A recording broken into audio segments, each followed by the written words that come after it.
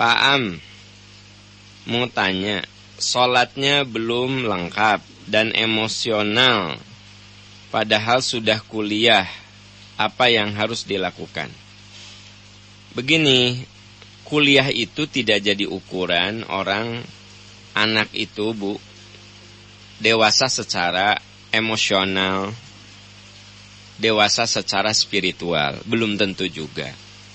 Jadi dengan demikian, yang namanya mendidik anak jangan diukur ya dengan sudah kuliah, dengan sudah selesai kuliah.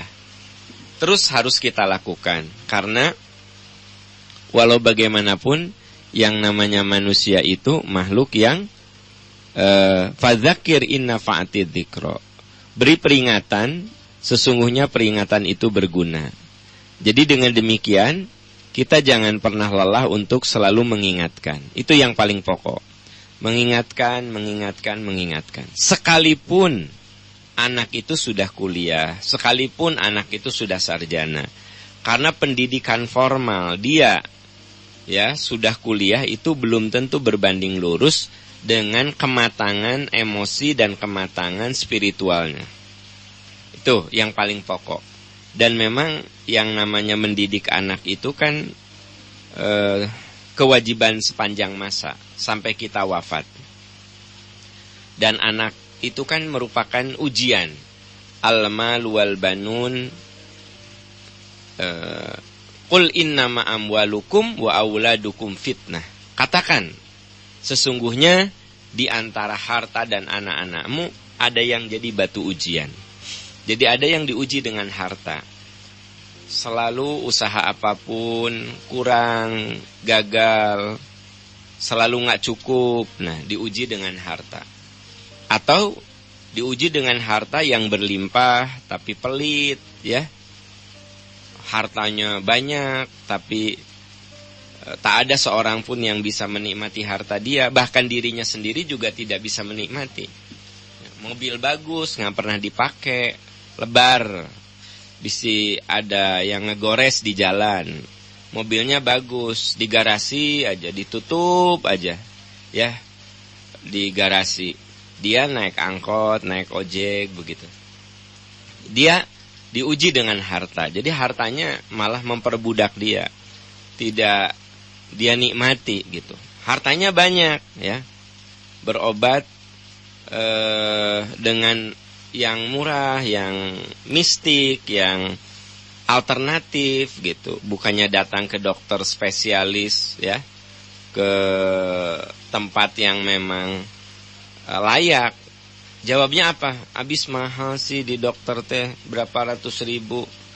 Kalau ke ustad ini mah cuma dikasih air weh, 20.000 ge cukup. Padahal hartanya banyak. Ini diuji dengan harta. Jadi ada orang kaya tapi tidak menikmati kekayaannya.